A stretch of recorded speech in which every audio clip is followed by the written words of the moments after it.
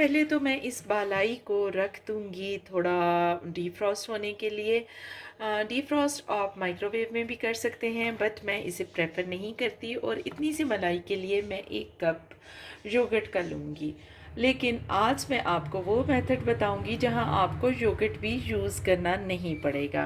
यानी मैं सिर्फ़ मलाई के साथ आपको बटर निकालना और देसी घी बनाना सिखाऊँगी। मलाई को यहाँ कुछ देर के लिए इसी तरह ढाँप कर रख दूँगी ताकि ये अच्छे से मेल्ट हो जाए और इसको मैं अच्छे से हैंड ब्लेंडर के साथ मिक्स कर सकूँ।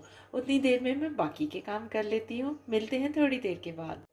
अब इस स्टेज पर जबकि बालाई अच्छे से मेल्ट हो चुकी है, हम इसको ब्लेंड करेंगे और it will take only 3 to 5 minutes के हमारा बटर सामने प्रोमिनेंटली हमें नज़र आना शुरू हो जाएगा। यूजुअली आम घरों में देखा गया है कि वो जो है वो जूसर में इसे करते हैं, लेकिन मैं प्रेफर करती हूँ हैंड ब्लेंडर। और मैं ये जार यूज़ नहीं करूँगी क्योंकि मुझे बाद में इसको एक्स्ट्रा टाइम देकर वॉश करना पड़ेगा। इसलिए मैं इसी बर्तन में जिसमें मैंने बालाई फ्रीज़ की हुई थी, क्योंकि काफ़ी जगह मेरे पास मौजूद है, मैं इसे पहले ब्लेंड करने की कोशिश करूँगी। मेरे पास हैंड ब्लेंडर रसल टेलर का है। अगर आप चाहते हैं कि मैं इसका रिव्यू करूं तो मैं आपको डिटेल रिव्यू इसका दे दूंगी। बहरहाल सिंपली अगर मैं बताना चाहूँ तो this is a wonderful device. चाहिए तो एग बीटर वाले से भी यानी इस वाले से भी बीट कर सकते हैं, बट मेरी प्रेफरेंस ये वाला ब्लेड है और मैं इसी को एडजस्ट करके हैंड ब्लेंडर के अंदर अभी बीट करना स्टार्ट करूँगी।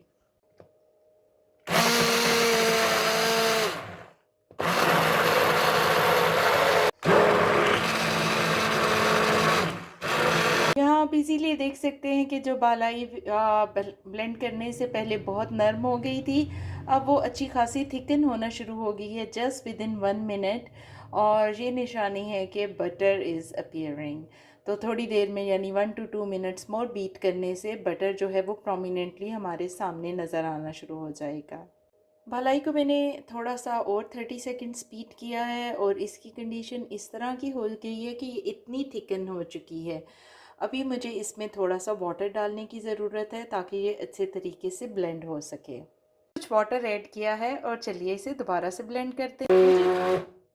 मुझे ब्लेंड करते हुए 3 मिनट्स हो चुके हैं और आप अभी देख सकते हैं कि 1 मिनट पहले और 3 मिनट्स, ये टोटली काउंटेड 4 मिनट्स। और इन 4 मिनट्स में आप वाज़े तौर पर मक्खन को यानी बटर को अलग होता हुआ देख सकते हैं और लस्सी जो है वो बिल्कुल अलग हो चुकी है।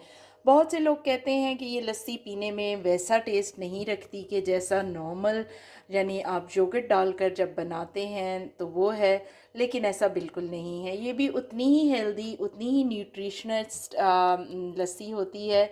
इसकी आप कड़ी भी बना सकते हैं और इसको एज अ लस्सी पी भी सकते हैं। लेकिन मेरी प्रेफरेंस ज़्यादातर ये होती है बिकॉज़ मैं बहुत लेज़ी हूँ कि मैं कोई किसी किस्म का टोटका अपने बालों के लिए कर सकूँ। तो जिस दिन ये लस्सी बनती है तो उस दिन हो जाती हैं मेरे बालों की मौजें और मैं इस लस्सी से अपने बाल ज़रूर धोती हूँ। यहाँ आप देख सकते हैं कि मक्खन और लस्सी बिल्कुल एक दूसरे से जुदा हो चुके हैं, अलग हैं और हम इजीली मक्खन को कलेक्ट कर सकते हैं। लेकिन उससे कलेक्ट करने से पहले मैं आपको बता दूं कि यही मक्खन आप जूसर में भी बना सकते हैं, जिसमें नॉर्मली हम मिल्क शेक वगैरह बनाते हैं। वो जूसर सिर्फ उसका जग वॉश करना थोड़ा डिफ़िकल्ट होता है। हैंड ब्लेंडर में ये इजी हो जाता है। मैं नीचे का ब्लेड, नीचे वाला पार्ट टूल जो है वो दोबारा से उतारूंगी और इसको इसी तरीके से मैं सिर्फ वॉश कर लूँगी और ऊपर वाले को क्लीन करके रख दूँगी। तो मुझे ये प्रोसेस इजी लगता है। और अब निकालते हैं मक्खन। और मक्खन निकालने के लिए मेरा बेस्ट वे यही है कि मैं कोशिश करती हूँ कि मैंने थोड़े से क्यूब्स यानी आइस क्यूब्स पहले के रखे हुए हों और उनको डालकर हम मक्खन निकाल सकते हैं। और एक चीज़ जो मैं बताना चाहूँगी, इस प्रोसेस में देखिए कि दानेदार मक्खन निकला है और मेरा जब मैं इससे घी भी बनाऊंगी तो वो घी भी दानेदार ही निकलेगा। तो बहुत खूबसूरत, बहुत टेस्टी मक्खन तैयार है जो मैंने फ्रीज़ होने के लिए रखा हुआ था। और इसमें मैं ये डाल देती हूँ और साथ ही हम मिक्स कर लेंगे थोड़ा सा इसको। और मिक्स करने के साथ ही ये एक तरह का फ्रीज़ होता जाएगा मक्खन इसके अंदर, और फिर मैं आपको दिखाती हूँ कि किस तरह इजीली हम इसको निकाल सकते हैं और एक अलग बाउल में डाल सकते हैं। बर्फ़ आहिस्ता आहिस्ता इसमें मेल्ट हो रही है और हमारा बटर मोर प्रोमिनेंट हो रहा है, वो लस्सी को छोड़कर बिल्कुल जमने वाली हालत में आ गया है, अलग है। ये वो मक्खन है जो मैंने कुछ दिन पहले यानी 15 डेज़ पहले निकाला था। आप सोच रहे होंगे कि मैंने इसको एक मेटल बॉल में क्यों निकाला है, क्योंकि मेरे लिए इसे बहुत इजी है फ्रीज़ करना और फिर दोबारा से इसको मेल्ट करना। अगर मैं इसको किसी भी ग्लास जार में निकालूंगी, ग्लास बॉटल में निकालूंगी, तो मुझे डिफ़िकल्ट लगेगा। दूसरी सूरत ये हो सकती है कि जब ये थोड़ा सा सेमी फ्रोज़न है तो आप इसके क्यूब्स बनाकर भी रख सकती हैं, but I like this way.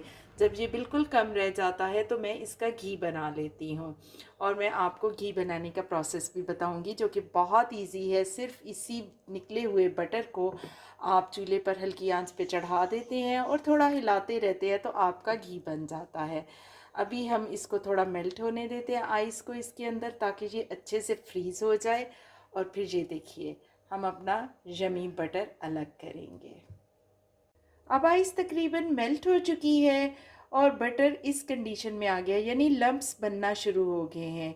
Butter को लस्सी से अलग करने की भी एक ख़ास सी टेक्निक होती है जो मैं आपको अभी सिखाती हूँ। आपने स्पून को छोड़ देना है और हाथ का यूज़ करना है। हाथ से आप बटर लेंगी और इस तरह प्रेस करके उसका बॉल बनाएंगी, और बाल बनाने से देखें सारी एक्स्ट्रा लस्सी बाहर निकल रही है। आप चाहें तो दो हिस्सों से ये, दोनों हाथों से ये बॉल बना सकती हैं, और चाहें तो एक हाथ से। मेरी प्रेफरेंस होती है कि मैं एक ही हाथ से बनाऊं।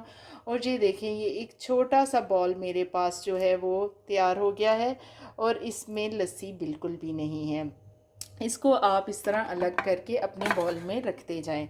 इस तरह ही मैं दोबारा से लूँगी उतना सा जितना मेरे हाथ में इजीली आ जाता है, और मैं इसको प्रेस करके इसमें से लस्सी आराम से आहिस्ता आहिस्ता अच्छे तरीके से पूरी निकालने की कोशिश करूँगी। और जनाब देखिए हमारा अनदर बॉल रेडी मक्खन का। ये बिल्कुल प्योर मक्खन आ चुका है हमारे हाथ में, और हम इसको भी बॉल में शिफ्ट करते जाएंगे। इसी तरह मैं सारा बना लेती हूँ और फिर मिलते हैं।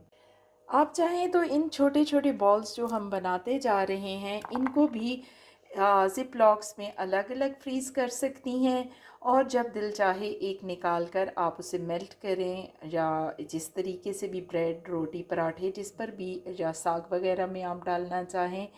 तो हम तो यूजुअली इसकी चूरी खाना पसंद करते हैं, यानी रोटी पर लगा कर।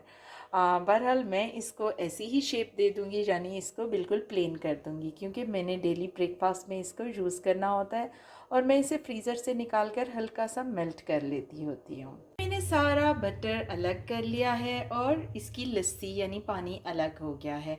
अगर आपको गौर से नज़र आ रहा हो, आप थोड़ा देखें तो इसमें अभी भी बटर के चंक्स हैं, और बहुत विजिबल चंक्स मौजूद हैं लस्सी में।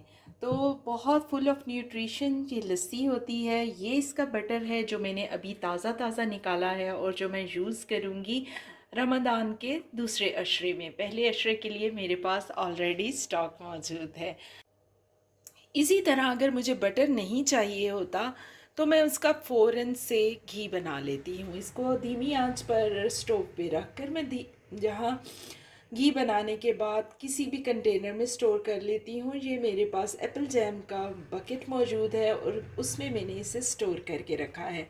आप भी ग्लास जार्स में या जो भी फिजिबल चीज़ हो उसमें इसे स्टोर करके रख सकते हैं।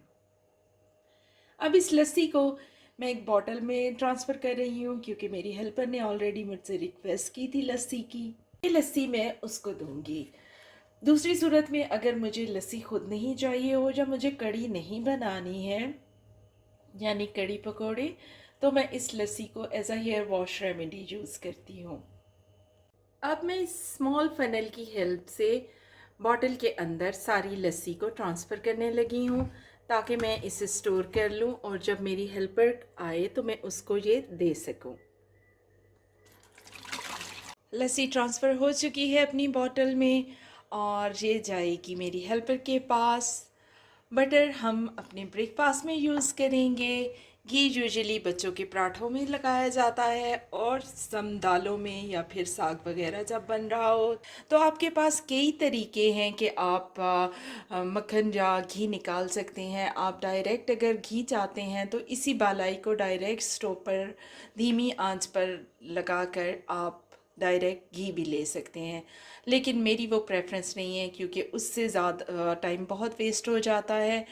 तो मैं हमेशा जब भी घी निकालती हूँ तो मेरी कोशिश होती है कि मैं पहले उसे बटर फॉर्म में लेके आऊँ, क्योंकि इसमें से सारा एक्स्ट्रा पानी एक्सट्रैक्ट हो चुका होता है और मुझे प्योर बटर मिल जाता है और घी भी निकालने में बहुत ही आसानी हो जाती है। आप देख सकते हैं कि ये बिल्कुल दानेदार सा बटर बना है। वीडियो को लाइक, चैनल को सब्सक्राइब ज़रूर कीजिएगा। वीडियो अच्छी लगी हो तो अपने फैमिली एंड फ्रेंड्स से शेयर भी कीजिए। हम मिलते हैं दोबारा।